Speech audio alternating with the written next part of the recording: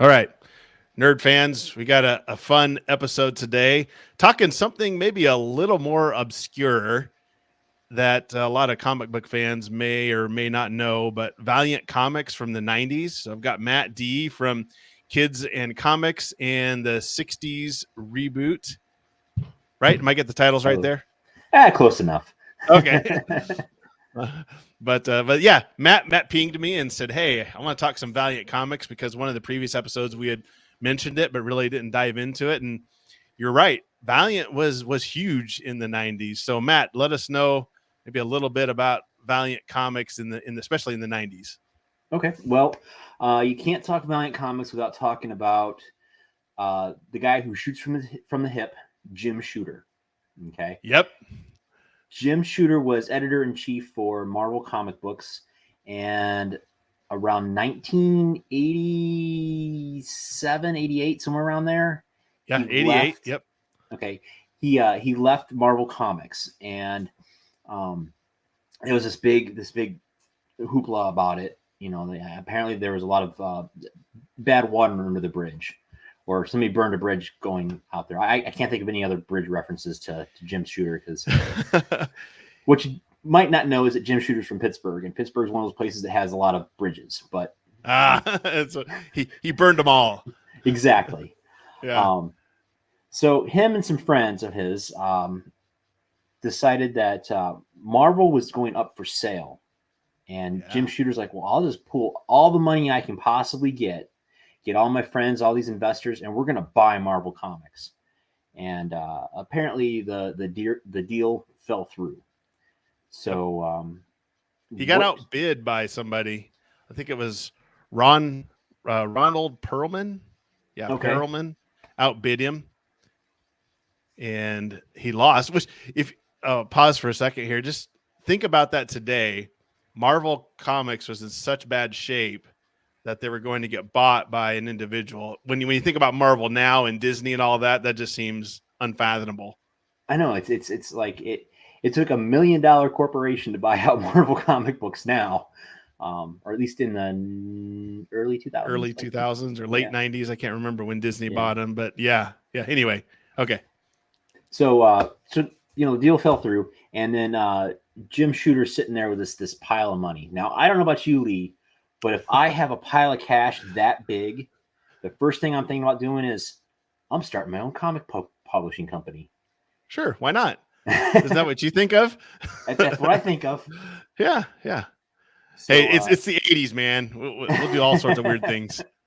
yeah, I mean, he probably could have used it to go down to the corner drugstore and buy a whole bunch of I don't know, methamphetamines. It's Yeah, the there you go. '80s, man. Cocaine. That's Exactly. cocaine. Yes. Yes. Cocaine. Yeah, yeah. um. So yeah, so he ended up creating Valiant Comics, and the series was started off with Magnus the Robot Fighter and Solar the Man from Adam, and I want to say there was a couple other titles there, but they were all classic Gold Key comic characters. Like he got the license for Yeah. them, and Yep. so I think that's where I'll hand it off to you, Lee, so you can tell a little bit about Magnus the Robot Fighter. Yeah. So, like you mentioned, he bought some of these old titles, which was just a great idea because, like Matt said, they've got this new comic book company. So you don't have the backlog or back catalog like Marvel and DC going back to, DC going back to Superman, Batman in the 30s and 40s, and Marvel back to Captain America in the 40s and 50s. So you got to remember they've got to start all from scratch. There's no universe building. They have to start their own universe. So, yeah, he went back and purchased these old Gold Key comics. Magnus the Robot Fighter was one of them. And that was a comic book that ran back in the 50s, I believe. 1954 is when it started. And the premise behind that is it's in the year 4000, and humanity has become dependent on robots. So this is very much the writer was Jim Shooter. Was the writer on this kind of reboot. Very much influenced by Isaac Asimov. They got the 3 rules of the robot, and they've got this robot police force in this sector called North Am. So the city covers the entire continent of North America. So it's this mega city. There is Magnus the Human in this, was trained from infancy by a robot called 1A, which is the first robot that was ever created, and it became self-aware. And so he trains him up to become this martial artist expert, and his skin is really hard and he's really strong, and he can basically rip robots in half with his bare hands. It's very cool. I love how the art style and kind of the storytelling is very, you can tell it's very 60s-ish, I guess, for lack of a better word. The robots are very kind of awkward looking, I guess, but not for that time period. So this is very much what your grandparents viewed the future would look like. Everything's a utopia. Everything's flying. There's no roads here. We don't allow roads in the year 4000. It's crazy. And It's got that pulp sci-fi feel that you would see in the old pulp novels, and yes, yeah, it's definitely got that 50s era style to the art as well as the storytelling. I mean, I can't remember who wrote or who did the art style for the first Magnus, but it looks like if you were to open up a 1950s comic book and there's 1A. And it was funny because growing up I had dyslexia, so I would always transpose numbers and letters. So for the longest time, I always thought he was A1, as an A1 steak sauce. Yeah. You're like, how am I going to fit that on a steak? But yeah, it's so cool. So, I mean, some people might get turned off by it, but I think it's kind of fun just because that whole era of comic books and just storytelling in general was very utopia-ish, I guess. They had their view of the future was very positive. That humankind was going to conquer the universe and there was going to be no pollution, no war, blah, blah, blah, that type of thing. But what they found is on the kind of the premise of is that the robots, so 1A became self-aware, but other robots in North Am became self-aware and we're going to overtake the humans. And so Magnus was created to take out these robots and to try to prevent the robot overlords from killing humanity. So it's a pretty common storyline.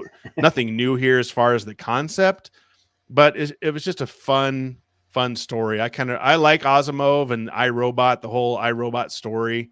So this kind of hits every liking that I like in a story. So I thought it was fun. Again, I should preface before we went live, I was not a big fan of Valiant Comics back in the 90s. This came out in 91, by the way. And I was a bit of a Marvel, Image, DC snob. So I thought, what is this Valiant upstart company? What is this all about? And so I didn't discover this until about 5 years ago. So this is all new to me. And I was like, there's actually some fun stories here. Yeah. And, I read this in the 90s and I got to say, I went to Valiant for the stories and I went to Image for the art. So there's a lot of great stories written in these titles. And I kind of wish I was a little bit like you. Like you just discovered this like 5 years ago. So you had like this whole wealth of stories to read for the first time. Whereas I go back and reread it. And I'm like, yeah, I remember the story, but it's just, it's still captivating, but it's not like reading it for the first time. Yeah. I mean, it looks 90s-ish. I shouldn't say 90s-ish, but before the age of digital animation or digital art, you can tell this is all hand drawn. Definitely. And then I think the coloring was still pre-digital coloring. I think so. I know when Image hit the ground running, they had Malibu's coloring, digital coloring that they used. Yeah. And so I think that was kind of like in its infancy. So this is like 91. So it's not quite digital colored yet. So you still have some of that classic stuff. I mean, it's not as crazy as some of the, what's it called? It's not Kirby dots, but it's like they use that dot pattern to kind of color things. Oh yeah. That was like in the 80s or 70s, wasn't it? Yeah. But so I remember they somebody redid something like that for X-Men. I forgot who it was, but they tried to reproduce that. It's kind of funny that artists today are trying to do old style art from the 70s and 80s now. But Yeah. in the 90s, we wanted all that gone. Yeah, Go we want figure. everything flashy and chromium and gold plated. Yeah, even the somebody was publishing a comic book. You could buy the newspaper edition, so it had used the old newsprint paper. Okay. Remember from the 80s? Yeah. And I remember in the 90s, nobody wanted that. They were going away from it. Now it's kind of in to go retro and get a comic that's printed on that stuff where it kind of bleeds all the lines and stuff. Yeah. So, but yeah, that they didn't do that on this, but still it's a fun story just to go back and check out.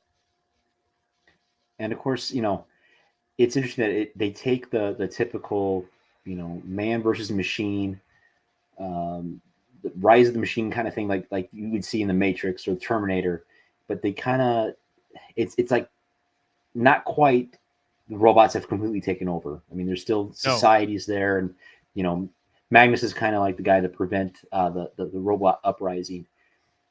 And I don't want to spoil anything for you because I don't know how far you've gotten into the Magnus, but oh no, I've read like the first 10 or so issues, 15 issues, so I'm not clear through yet, but you can spoil it. It's fine. Okay, so post Unity. Now I'm gonna take a little tangent here. I'm taking this onto a tangent here.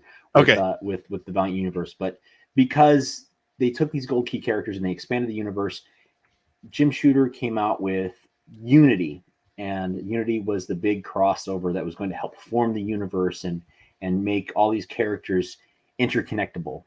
And then after Unity happened, there was some explanations that where certain people got their powers and certain characters were introduced, but they also introduced the Malav race. I think that's pronounced right. Mm-hmm. Yes. And they were a robot race that was trying to take over future Earth, the 4001 AD Earth. So now Magnus not only had the regular robots he was battling, but now he had alien robots that he had to fight in order to save the world. So nice. Awesome. Yeah, this is I should say that not all the robots became aware. I think it was 10 million or so out of the billions of robots became self-aware and were trying to rebel against the humans. So that's how they did it. Oh, hey, we got Kurgan in the chat from Hero Quest on Twitch. Hey, awesome. Hey, yeah. Shazam. Yeah. It's fun. I'd highly recommend somebody go back and check it out. You can I'm sure you can get this in trade paperback. You probably can even get the gold key ones. So if you're a fan of retro, I'd definitely check it out. It's pretty cool. Just looking back at just that style of art, that style of storytelling, just the imagination. Jim Shooter did a good job on these first few issues of keeping it pretty much like the original 50s and 60s style and storytelling. Yeah. And if you think about it, I think that was about the time that he was growing up. So I'm sure he probably just went to the back of his room. Oh, yeah. I mean, he started writing comics when he was 18 years old back in like the 1970s-ish. Yeah, I think you're right. You're right. So he would have been, 10 years old when this came out or something like that. Right. So, and I should mention, I think I read someplace in my research that Valiant Comics was the first company to do the 0 issues. Oh, which yes. I thought was kind of fun. So, yeah. And now everyone's doing 0 issues. I mean, yeah, or they were doing half issues. I remember back in the 90s. It was like crazy. But anyway. So, yeah, that's all I got for Magnus the Robot Fighter. Awesome. Well, speaking of Magnus and speaking of Jim Shooter, so I'm gonna get back onto the shooter line here. So Jim was kind of pivotal in creating the Valiant universe. He took Magnus. He built this whole huge world of comics of these different characters, and then he came out with, like I said, Unity. After Unity is kind of when he fell to the wayside of Valiant, and Bob Layton took over. And I think it was again another thing like with Marvel, where Jim Shooter left Marvel Comics, burning his bridges or getting kicked out of Marvel. But all of the investors basically kicked Jim Shooter out, and Bob Layton took over as editor-in-chief. And about that time, this big flashy company called Image was coming out, and they had Spawn and Youngblood and all this cool, like, hey, we're the rock and roll version of comic books. So Bob Layton and I think it was Jim Lee ended up becoming pretty good friends, and there was somebody else in Valiant that was good friends with Jim Lee. So they got talking, and they're like, hey, what if we kind of teamed up and made a crossover? There's no other independent companies out there that are crossing their characters over. So they got this crazy idea that they would take some of their characters from Image and some of the characters from Valiant and smash them together. And that's when they came out with Deathmate, which is a really cool name for the 1990s comics, Deathmate. This cover, Matt, just totally encapsulates early 90s. If you want to know what early 90s Image comics look like, this is it. And you are totally right. Image was the company to be part of back in the 93, 94, 95 time frame. Yeah, I mean, they were, and you think about it, I mean, you had Todd McFarlane, you had Jim Lee, you had, all these big names that are now, Rob Liefeld, you had Dale Keown, Mark Silvestri, who did Savage Dragon, Eric Larson. I mean, yes. I mean, geez. So these rock and roll artists teamed up with Bob Layton and his team of writers. And again, this goes back to the whole.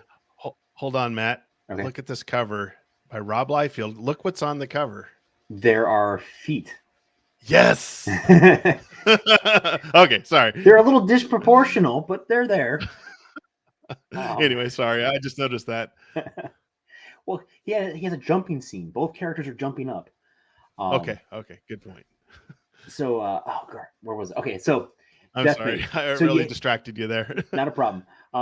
So yeah, it comes down to, it's like, okay, so we have Deathmate. So we have these really great writers who are doing great things over at Valiant, and we have these artists from over in Image.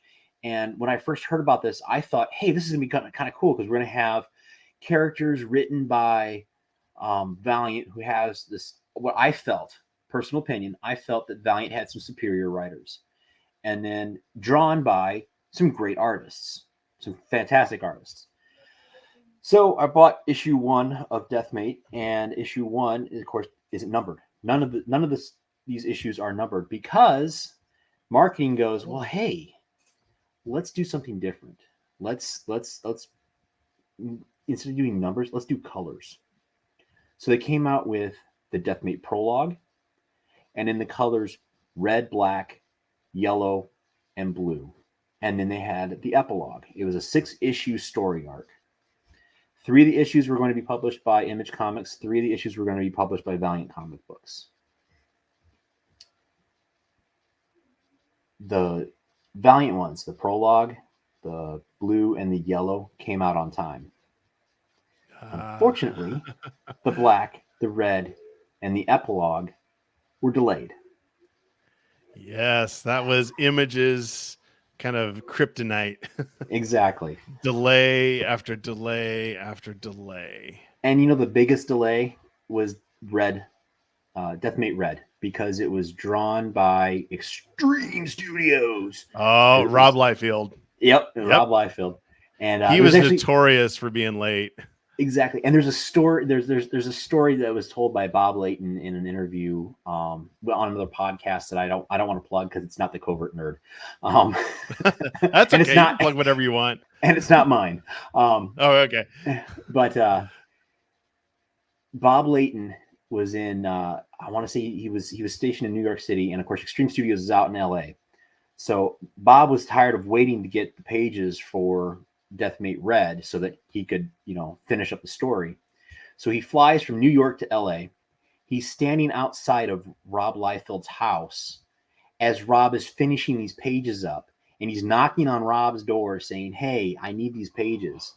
So Rob is like passing these pages to Bob Layton, and Bob's going to go check himself into a hotel so he can finish the storyline. And I just thought, wow, that is... Man. That's dedication. Yeah. That that does not surprise me. I think Eric Larson and probably Todd McFarlane were the only creators at Image that were on time or darn close. Yes. Sorry, my audio went out there for a minute. Oh no, you're fine. You're fine. So yeah, I remember seeing that. Now you got this as it was coming out, right? Back in the 90s. Okay. Yeah. Okay. That's what I thought.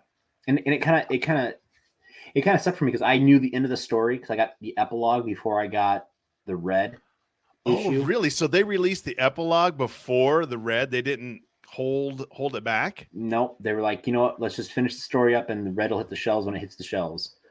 And I think at that point, I didn't know that. Yeah, I think at that point, Valiant was just like, you know, I'm tired of this. Let's just finish this off, and then we'll move on to bigger and better things.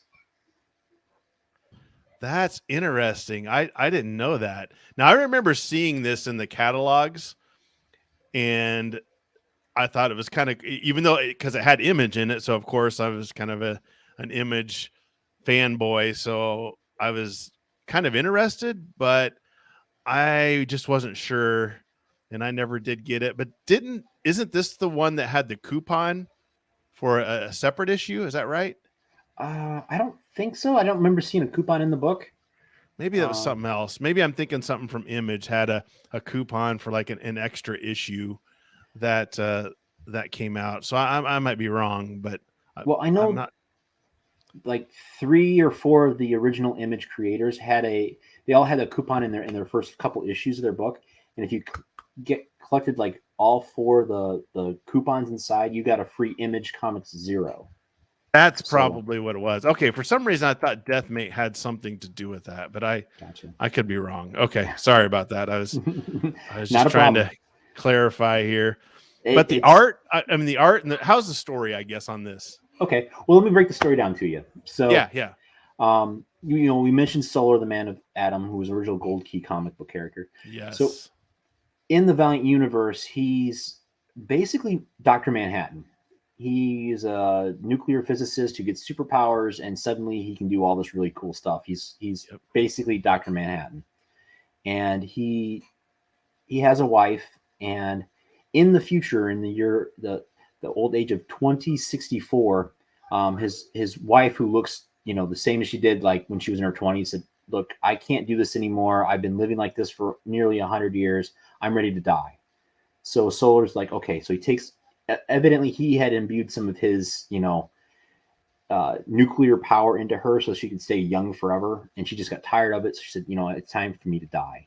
So he did a Dr. Kevorkian and let her go. Exactly. And so the whole thing for him was he couldn't stand losing her. And so he has this weird power where if something goes wrong, he like partitions off part of his brain, and it creates another aspect of himself.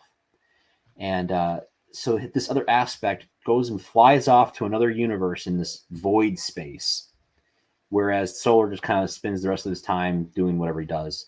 Well, this other aspect goes out into this space, this void, this area in between universes, and he runs into the Wildcats character named, oddly enough, Void. Yep. And there he kind of falls in love with her. And they kind of commingle. And when a daddy universe likes a mommy universe, they come together and they have a baby universe. Baby universe. And that's where the Deathmate universe comes in. It's like this giant explosion of both of them kind of wrapped together, and like all these characters come together. So it's an alternate timeline, I guess, or alternate universe. Exactly. They like split off. You do like the whole whiteboard with Doc Brown showing, Marty McFly and him. Marty! Regular. Exactly. So kind of the same thing. We've got two universes coexisting at the same time, and they kind of split off and they merge. And then we get some interesting characters blending together. So we've got like here on the screen here, we have the Harbinger characters from Valiant with Rob Liefeld's Brigade characters and Mark Silvestri's Cyberforce characters. And there's this like cool little storyline where they're trying to get Jeff, the Geomancer, who is aware that the whole universe is falling apart, because apparently when this baby universe is created, it only has a limited time. Oh, okay. So plot So convenience. each issue then it looks like to me focuses on a character or team from Valiant and then a character or team from Image. Is that accurate? Pretty much, yeah. The whole Okay. prologue sets up the idea that only two people in this other universe, um, and that was Jeff the Geomancer, as well as Rob Liefelder's character Prophet, know that this universe is going to fall apart, and so they're trying to do Okay. something about it. There in that panel on the top left-hand corner there, that's Jeff the Geomancer. Oh, this black shirted guy with the full haircut. Yeah, yeah. And what's neat about him Yeah. is Okay. he's called the Geomancer because he can hear the earth talk to him, and he has like Okay. And these magical powers. is he Valiant character? Yeah, he's a Valiant character. Okay.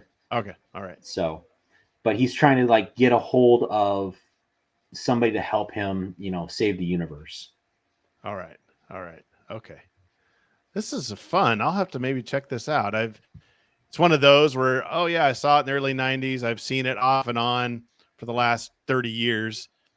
Just never bothered to pick it up. And hey, maybe they actually finally got it released. So, it almost took Rob Liefeld 30 years, right? Exactly. Oh man. That is interesting. That Valiant, though, from what I read, was really studious about getting things out on time and quality. It seemed to me very business, very Jim Shooter. Maybe that comes from Jim Shooter. He was very studious and really hard deadlines and really pushed the artist to try something different. So yes, yeah, he was all about meeting deadlines, and I think he imbued that into his company, because there are stories of when Jim was first writing these and setting up the whole the whole Valiant universe and pushing these books out, that he'd stay at the offices for like hours on end just doing inking and filling out the rest of panels with the dialogue balloons and stuff. So I mean, he put his heart and soul into this company, and he kind of carried on into the rest of the Valiant unit, or the people that made the books. well, that makes sense because he was an editor at Marvel. So editors are notorious for, about organizing deadlines and people and things like that. So that makes sense. Now that you mention it. So Liefeld and all those guys from Image probably just drove him absolutely batty because they couldn't get stuff done on time. So that's probably why Bob and him and just the whole Valiant company was not happy about these delays. I wonder, they put this together with Image, if they kind of decided to, well, maybe Image was so new, maybe they didn't know what they were getting into. They were just hopping on the Image bandwagon and hoping they could pull them across the finish line, so to speak, to get them out of the gate, selling some books. Yeah. I mean, Image definitely bit off more than they could chew when they first started. They did. Didn't know the business angle. They didn't. Yep. They were like a bunch of hotshot guys that were like, "Hey, we can make our own money on this stuff." Yeah. So, yeah, I read many articles on that they came out the gate shooting and really hard, but then they found out the business aspect of it. They're artists, they're not businessmen. Right. And they found out real quick the business aspect of comics is very difficult to navigate. And so that's why you saw Image, all their titles, the first 2, 3, 4 issues were written and drawn by them, but then they handed it off to somebody else because they had to go handle the business aspect of it. Exactly. Yeah. This is a good book. So how many issues on this crossover? It's 6 issues. What's really neat is and these aren't, I don't honestly, I don't foresee them. I'm sorry, I'm distracted by these pop-ups. Yeah, sorry. Ooh, there's words. Yes. So there's 6 issues, but they were really Valiant and Image were really pushing hard to get these books advertised. So they came up with 2 preview issues, and they were produced in the Previews World catalog and the Advanced Comics catalog. And they were 2 little side stories that were supposed to help like lead into the prologue. Okay. When you read them, they really don't lead into the prologue so much, and they kind of stand alone. And when you read the Red issue, one of the characters is not doing anything that was part of the main storyline. So it's really kind of weird. Some continuity issues there, huh? Exactly. Oh, okay. And oddly enough, it was Rob Liefeld's character and Rob Liefeld's story that kind of was not part of the continuity. Oh man, I picking on Rob because it was the 90s, and it is the 90s. He was an easy target on some things. I mean, don't get me wrong, the guy contributed so much to the comic universe back in the 90s. You really can't take too much away from him, but some ways like these deadlines and just his art, it's okay, but mouths and feet, it's just he has a certain style that just really sticks out. Chest, big guns, shoulder pads, pockets. We need more pouches, more guns, more explosions. But again, he fits perfectly into the 90s, but he was part of the reason we had those types of things in the 90s, because that was just what really stuck to kids and people that read comics in the 90s was more guns, more explosions, more pouches, more shoulder pads. So, oh man. Well, I like that. That's awesome. I'm gonna pick apart a little bit of Red. Sure. Yeah, here we got Red right in front here. Yeah. Yeah. So this is the delayed one, right? Yes, that's the delayed one. It came out after, and it's funny because I think it was just an excuse for Rob to draw a few of the characters that he liked at Valiant. Because I mean, he right there on the cover, he created this art style with Bloodshot, and I think he just really liked the character because he's featured on the cover, and then I think the first 6 pages are drawn by Rob, and then everything else is done by characters or artists in Extreme Studios. I don't know if I sent you some of the pictures, but there's this character Die Hard that's a Rob Liefeld creation, and they gave him a Cobra Commander kind of mask, and whenever he's jumping around, like the mask doesn't quite flow right with the direction that he's jumping.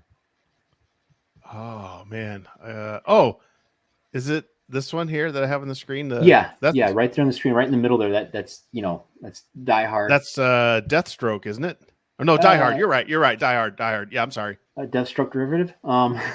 Yeah, Die Hard. Yeah, you're right. Die Hard. Yes, you're right. That is a Cobra Commander mask. Yeah, and I don't know, just the way that he drew it later on in some of the issues. It's like if he's jumping to the left, like the mask is going up instead of to the right or something like that. It's just it's really, really odd. And the story itself, it was kind of neat because he did introduce some other other Image characters in the universe. Oh wait, you got to flip back. I'm get a little distracted here, but this is the 90s, and I don't know if you remember the 1993 presidential run, but there was an individual named Ross Perot. And, that's him. Yeah, I was gonna say, if you look in the Deathmate universe, Ross Perot is president. That's awesome. What a fun way to just put a little pop culture in there. And he's getting assassinated, it looks like, or they're going to try to assassinate. Oh, that's awesome. Yeah. Ross Perot became president. Oh, okay. Yeah. July 4th, 19. Yes. Okay. That's funny. Good catch there. I was trying to figure out who it was. Like, that's got to be somebody from the early 90s, some political figure. I was thinking not Bob Dole, but Dan Quayle. But now that you say Ross Perot, I'm like, oh, yeah, that's Ross Perot. Yeah. That's funny. Love it. So back to the Red. So I don't think I sent you any other images of Red, which unfortunately I'm sorry, fine. viewers, Listeners, well, this is a Yeah. podcast. You can just imagine what it looks like. Imagine, yeah. Give us the theater of the mind, Matt. Draw us a picture. All right, so the Deathmate Red storyline was a little weird because it featured a lot of Rob's stories, or a lot of Rob's characters, and very few of the Valiant characters. And there was a character that he created called Prophet, and Prophet was kind of like this guy who could tell. I mean, he was a mercenary, but he like had these other special powers where he could tell when things were off. I never quite understood Prophet, but his character was supposed to help the Geomancer character, but they never met in the Red book. Everything that Red had to do with Deathmate, it wasn't there. It was just a cool. I want to say it was like a cool little art book for Rob Liefeld to draw these characters. The story, in my opinion, felt a little lacking with the overall story. Yeah, that sounds so. Rob Liefeld wrote it and drew it. Is that correct?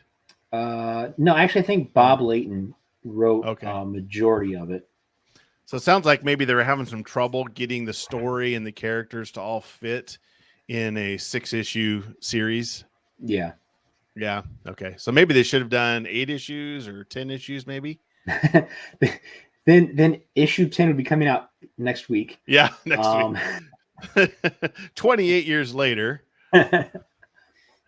Oh man. So is that something you think would have made it better, is doing maybe 8 issues? Was it too rushed or too pushed? I think it was too rushed. I think what might really have been better is kind of like what I first thought about the book was that if they had just used the writers from Valiant to write the storyline and then give the scripts to the Image guys and have them draw everything, that would have been a phenomenal storyline. Now, I do want to point out though that there are some phenomenal artists over at Valiant. For example, Barry Windsor Smith, Joe Quesada, and Barry Windsor Smith. And I know there's another guy I can't think. Oh, Bob Hall. Oh yeah, Bob Hall. Yeah, Nebraska native Bob Hall. Yes.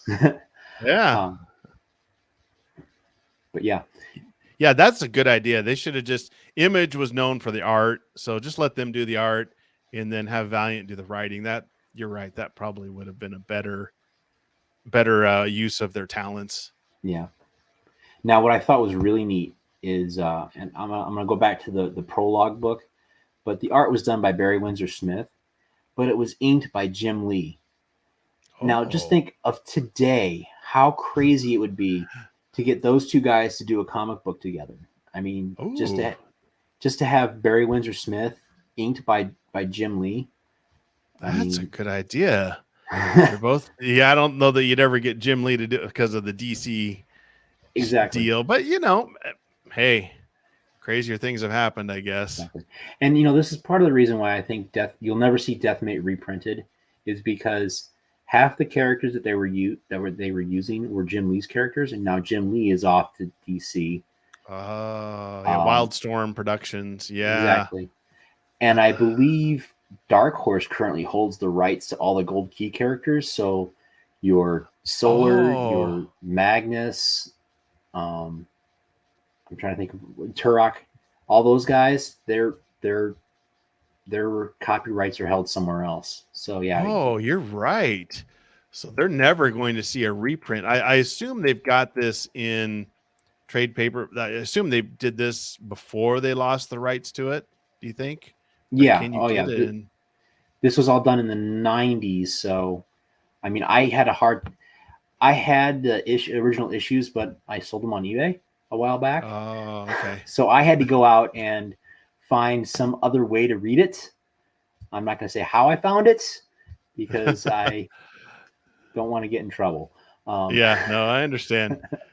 But I mean, did Valiant or Image ever put these in a trade paperback form in the early 90s? Do you know of? I don't know. I wonder if they did. I'm looking on Amazon right now, and I'm not finding it. So I don't know that they did. So the value on these might be actually pretty good. Yeah, I was If just say I know about uh, 5 years ago, as part of my big, hey, I'm getting rid of stuff to make room for uh, kids and stuff. yes, other stuff that's not comic book related. I believe I sold each book for about $8 or $9 each, and I think the cover Okay. prices was like $4.95.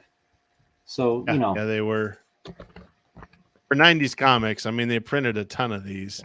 yeah. So that was just kind of the run. Yeah, I'm not seeing it anywhere. So maybe they didn't. So not just a little tidbit here. Valiant in 1993 won Best Publisher over the 5% market share, becoming the first publisher outside of Marvel and DC to do so. So for a little while, Valiant had some market share and some clout, I think. Oh yeah. I mean, The it was like, so I let's think 93 was just, I mean, Image just came out. So, I mean, Valiant was already established. They had 2 years under their belt. They had mhm. their Magnus, they had their Solar, they had their stuff set up. So, I mean, you can see where, okay, they were an up and coming company. Independent. Yeah, Yes, and an they're independent independent. company. So So, here's a prediction. If Image would have waited another year or two, do you think Valiant would have been the go-to place for independent for artists? Maybe in another universe, Todd McFarlane, Jim Lee, Mark Silvestri would have went to Valiant instead of starting their own company. that would be an interesting alternate reality in a in a Yeah. in a universe of madness. I would say. Looks like Valiant was the first one to do chromium covers. Yeah, and That's interesting. it's funny that it seems to like help flood the market when with the big bubble. I mean, you had Ninjak, you had Exo Man of Oh War yeah. Zero with a chromium cover. Um, you had Turok had a chromium cover. yeah, gosh, oh, Magnus the robot fighter, like issue 25 had like this gold embossed cover. So they were playing with covers before they had these multiple variant covers that are available now. Yeah, wow. Yeah, I didn't know they did the chromium covers and the zero issues. So, you know, it the company had some redeeming qualities. It just for whatever reason I just didn't pick up on. Oh, okay. Here, I found it. So Harbinger, I pronounce it. Harbinger Zero Pink was a coupon send away. So to get the pink issue, the zero issue, you had to send in, you had to buy, I think, some other Harbinger comics. Let's see. Harbinger 1 through 6 each originally contained a coupon for redeeming Harbinger number 0, the pink version. Oh, okay. About 3,000 to 3,500. So only about 3,000 to 3,500 were in circulation. So that's makes it a very rare, valuable comic. That's cool. Okay, so it was Valiant the first one to do that. Cool. Ah, okay. I didn't I know thought they were the ones, but I couldn't remember if it was Deathmate or not. Okay. Okay. Cool. Nice. I learned something new today. Yeah. Okay. All right. All right. Well, Fun. All right. Well, any more on Deathmate? I don't think so. I think I kind of got. I think I kind of encapsulated most of Deathmate. So, Okay. Well, I what got a other couple. cool characters are on your plate? Well, I got two more here just briefly. So, like I said, I just discovered all of this Valiant universe 5 years ago, and one of them that stuck out, speaking of Turok, was the Turok the Dinosaur Hunter, which is again another Gold Key comic from actually, no, I'm sorry, not Gold Key. It was from Western Publishing. They did I don't know if you remember those. I'm sorry, it is Gold Key. I don't know where I was getting Western Publishing from. Gold Key Comics from 1956 to 1982. Wow, it ran quite a while. Oh yeah.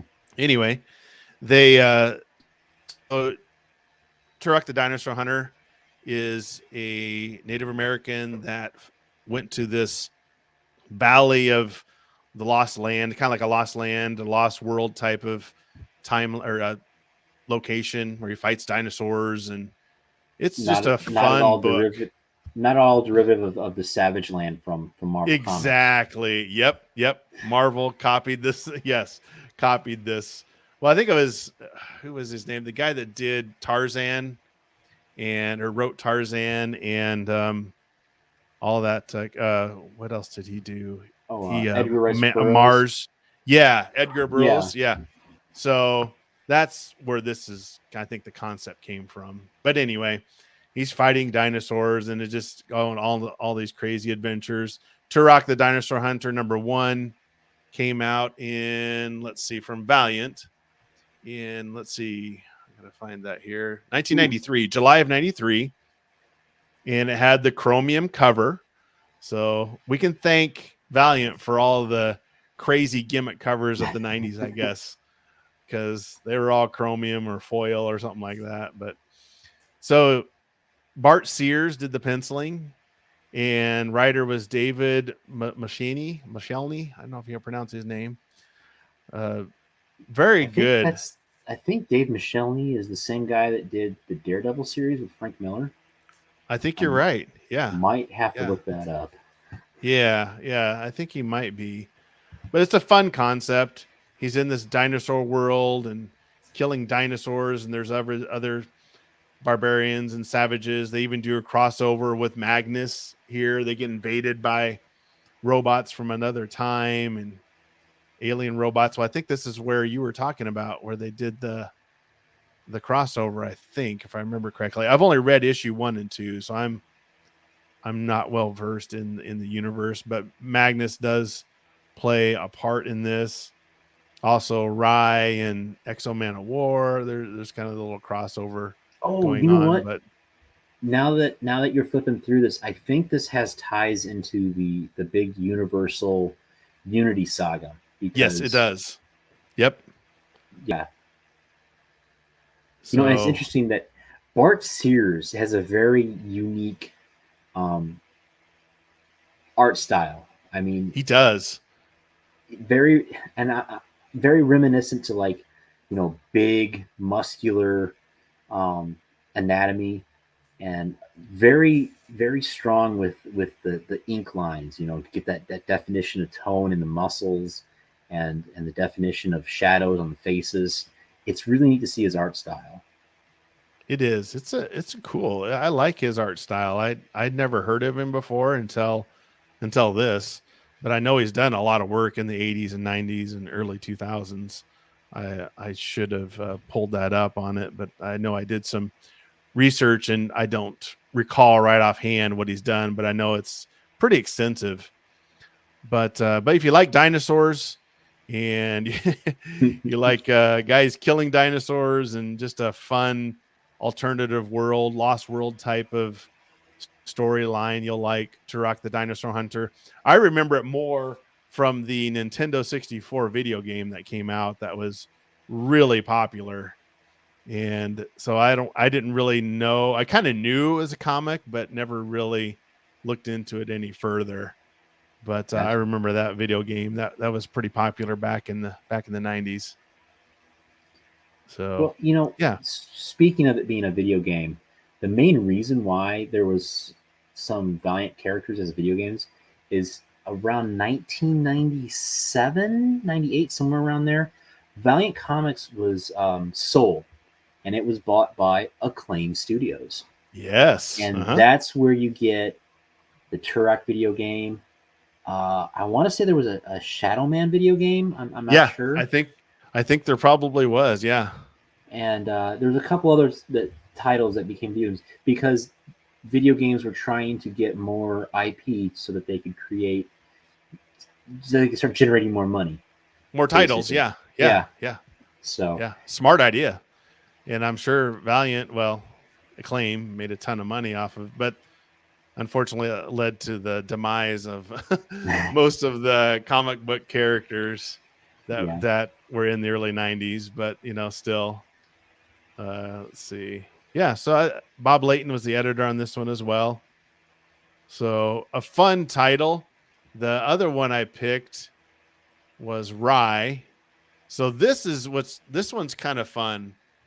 I really like the robot future type things, but Rye came from Magnus the robot fighter. There's just a very brief mention about this New Japan because all the Earth is covered in these mega cities. Well, this New Japan built a giant space. Well, it started out with a small space station, and then over the centuries, it just grew into this giant mega city in space that was the size of Japan in space.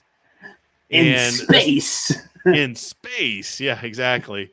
And so that's where this came from. Just a brief mention in Magnus's kind of origin or history is this New Japan that's in space. And so they came up with this character. It's in the same timeline as Magnus. So it's the year 4001.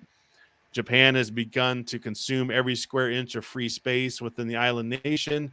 So they go to space and build this whole world that is up in space. So Rai is the spirit guardian that protects the nation of Japan in the 41st century. The mantle is normally passed down from father to son. He is cybernetic. He is actually a future derivative of Bloodshot from the early timeline, early Valiant universe. He's kind of the advanced version of Bloodshot. He uses, nanobots and nanotech to heal himself. He's really strong, moves really fast. And the world or the universe is run by what they think is a benevolent AI, but as we know, AI is never benevolent in these scenarios and doesn't have the best interest in mind for humans. And so he finds out that he's been working for the devil all along. So and the AI is called Father. I mean, you can already tell where this is going to go. Yeah. So anyway, he has to turn against the AI and save the humans. And so it's kind of a fun story that came out in 1992. But I just like the concept of taking an obscure sentence in the Magnus universe and creating a whole universe out of it. Oh, yeah. So very fun story that the artwork, it's good. I don't think it's as good as maybe as Turok. I don't remember who the artist was on this one. Let me find that out. Oh, I don't have it. It's probably on one of these pages here, but it's a little more, it's still good, but it seems a little blockier than maybe my liking. But I still think the story's fun. The art's still very good for the time. And so yeah, I think it's a good one to check out. They did reboot this back in 2016, and I like the reboot better than the original, in my opinion. Gotcha. I think the artwork's better, the story's better. It just seemed to flow. Maybe it doesn't hold its age for me, I guess. But the reboot is really good. So if you don't want to go find the original, just find the reboot that they did in 16 and 17, and you'll like it. They have that all collected, and it's still ongoing as far as I know. Nice. Yeah, I haven't read the reboot yet, but I do remember reading the original Rye. That's what I was just going to ask you. So you read this originally? Yeah. In fact, I have it sitting right here next to me. It's this nice little trade paperback. Oh, nice. Okay. Yep. And of course, this is the Rye that takes place after your Rye storyline. But they again with the whole zero issues. So when they launched these trade paperbacks, they put not zero issues, but companion issues. And again, the whole blurriness of the screen. I'm sorry, I got my blur set to you guys. But the companion actually has Bloodshot in it, and it tells the story of how Bloodshot gets his special nanite blood, so that he becomes a superhero. So it's a good read, yeah. Oh, okay. Well, what were your first impressions of Rye back in the day? Do you remember? Yeah, actually, I thought it was a really cool concept because I mean we're talking about a samurai warrior who's for generations has been protecting Japan, and now we flash forward to 4001 AD, and there's this protector guardian who's fighting robots with a samurai sword, you know, and Yes. he's got these special nanites in his. I can't remember if the nanites were in his blood in the original series, but I think they were. okay, so he's got these nanites in his blood that helps him control and take control of the different aspects of this giant city. And I don't want to spoil anything too much with this giant city, but when you think of Japan, what mythical creatures do you tend to think of?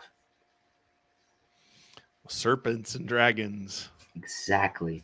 And later on in issues, you find out what really this floating city looks like. Yep. Yep. I know where you're going. And there's a lot of that reminds me of like Voltron and stuff. And so you see some yes. transmogrification because we can't use the term transformer because it's copywritten, but the planet or the space station kind of shifts and morphs. Yes. And it's really cool concept. Well, I think you can use it. They used it in Spaceballs. Oh yeah, that's right. Yeah. Transformer. Anyway, yeah. So you liked it too, I guess. Okay. So flashback to the early '90s. Matt's young and liking all these Valiant comics. Give us your maybe top 3, top 4 Valiant comics from the early '90s. Oh geez. Well, Magnus is definitely one of them. Okay. Exo Man of War. Now Okay. I didn't grab any Exo Man of War, but That's fine. he was brought in a little later, like during the Unity saga kind of thing. But it's a cool concept.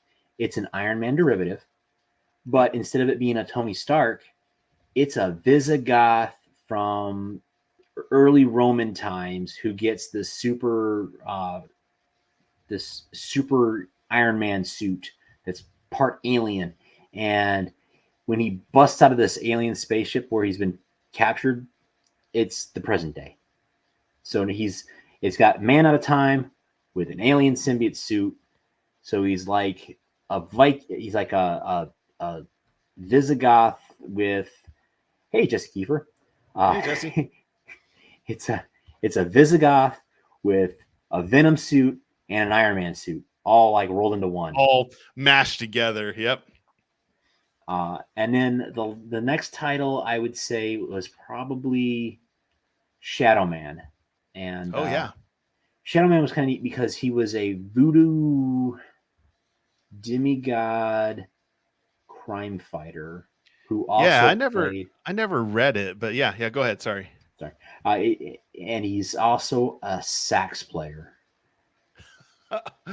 Wow. What a combination. That's Bob Hall creation, wasn't it? Bob Hall created him. Yep. Yeah. So yeah, those will be my top 3 of the Valiant stories. All right. Yeah. Shadow Man. I kind of forgot that. Yeah. That was another one that was just all new, just like the Rye, Exo Man of War, all of that. Yeah.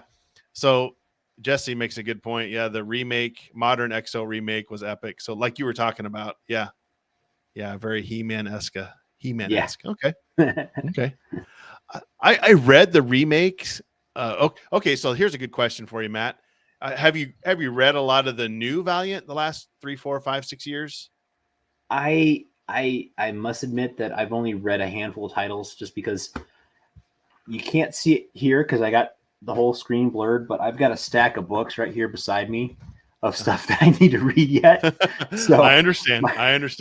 My time in my reading is kind of like, okay, I gotta cram some stuff in here. Yep. Yeah, yep. So. I totally get it. I read the new Unity that they did. It was really good. The Rye was really good in my opinion. Now I'm going to dog on Ninjak a little bit. I just couldn't get into Ninjak himself, but I liked him when he was in Unity with the group, you know, but by himself, I just couldn't get into Ninjak for some reason. I don't know why, but that's just me. Faith was a good one. I kind of like the Faith comics. She was part of Unity as well. And let's see what else. Britannia was another Valiant, so it's not part of this superhero, but Britannia was really good. But yeah, I really liked Rye and Unity. Theirs were kind of the ones I really gravitated towards, and then Faith. Gotcha. Well, now if I can pick your brain a little bit, the Unity that they relaunched, was that just like a group of superheroes trying to save the world, or was there more of a okay? So it was Exo Man of War, Ninjak, Eternal Warrior. I think it's Livewire was her name, and a few others. So those are the ones that come to mind. Okay. That's but yeah, I thought it was a good team. So it's like X-Men, Avengers, whatever you want to call it for the Valiant universe. Gotcha. So, but you can pick those up. I mean, you can pick up a lot of these other than, like I said, Turok and Deathmate can't pick up because there's just too many licensed IPs. That's interesting. I'm glad you brought that up. That's a rarity. Yeah. So if you're at your local comic shop and you're flipping through those dollar bins and you come across an issue of Deathmate, I'm going to suggest pick it up for that $1 because I'm sure in a couple of years you might be able to turn it around for a decent penny. Yeah, that's one of the few 90s comics that actually probably will increase in value and has increased in value. Unlike all the Image stuff, the Wildcats, the Youngbloods, all those that there's 10 million copies of it and it's gone down in value. You picked it up for $1.95 in 1993 and you can still buy it for $1.95. So all right. Well, hey, Matt, anything else you want to add? Otherwise, I think we've gone down memory lane as far as Valiant comics go. Okay. Yeah, there's one last thing I want to mention, and I'm gonna go back to an episode that you talked about comic cards. Oh yeah. Now, not only was Deathmate a comic book, but it was also some comic cards. Really? And nice. I have yet to sell these off, but okay. I'm gonna. Have you got the whole set? I got like the whole set of comic cards. But what's really neat is that they had chaser cards. So you had chromium. Oh, cool. Chromium cards as well as your standard. And what's now neat, did those come in just little packs or how did they come packaged? They came packaged like, your standard baseball cards. You had packs and you had your chase cards to go and get. But what's so really like 10 of them or something like that in a pack. Okay. Yeah. But what's really neat is that they took panels of the storyline. So if you didn't get the issues and you got the cards, it at least gave you like the story breakdown and then it broke down the story for you. It was a neat little concept, but they only did it for the Valiant issues, the ones that like the prologue, the blue, the yellow, all that. Okay. So like I got one on the screen here. Is that one of them? Yep, that was one of them. Okay. Like Jim Lee did. Oh, there's Die Hard with his hoodie. Yes. Yeah. Okay. All right. So, but I just wanted to throw that out there. So there was some Valiant comic book cards that were available at some point. So Topps did those. Okay. Fun. So they really didn't put a lot of thought into them. That sounds like they just took panels and put them on a card then. Yeah. They took most part. Panels. Okay. They took the covers, they threw them on there, and they basically just try to find another way to tell the story. Can't get the story out there. Cool though. I like that. That's actually the art's not too bad on those. Oh yeah, there was There was a lot of cool like Jim Lee and Mark Silvestri art in the series. Oh yeah. Yeah, I mean you can't go wrong with Jim Lee. I mean, some people dog on him as he's an old timer, but I mean he is an older guy, but you can't take away from his art. No, not at all. I mean, come on. All right. Well, thanks, Matt. It was fun talking old Valiant. Maybe we'll have to dive into some newer Valiant at some point. And because like I said, I still like some of the new stuff. So if you can get through your stack of stuff, Exactly. try Yeah. try another episode of maybe some of the newer Valiant. I like that. I wouldn't mind talking about the Britannia series. That was really good, and the new Totally. Rye. Those are fun. So I Yeah. definitely I'd talk. love to. There's not a lot of Valiant fans out there, so we're kind of rare even today. Yes. Oh man. Okay. All right. Well, we'll go. Thanks for everybody in the chat, Jesse and Kurgan and anybody else. Appreciate the feedback, but we're signing off. Matt, real quick, how can people listen to your podcast or get in touch with you? Well, I'm on the EMC network, and I have 2 shows there. Or actually, I have 3 shows there, but 2 with my voice. Um, I have the 60s Reboot podcast, which I admit I haven't released anything lately. And then I have Comics with My Kids, where I talk about this stuff, comic book stuff, but it's geared more towards kids. So you won't get a lot of the Dark Knight Returns stories that I like to talk about, but I'll talk more along the lines of family friendly comics like Hilo, and a new episode we're going to be releasing pretty soon is the one on I'm gonna look over here, Wings of Fire book series. So yeah, they're more geared towards the whole family. Sure. Okay. Cool. All right. Well, hey, thanks, Matt. Appreciate it. And we'll have to do it again sometime, and we'll talk more nerdy comics. Anytime. All right. Thanks, Matt. We'll signing off. Thank you, everybody. All right.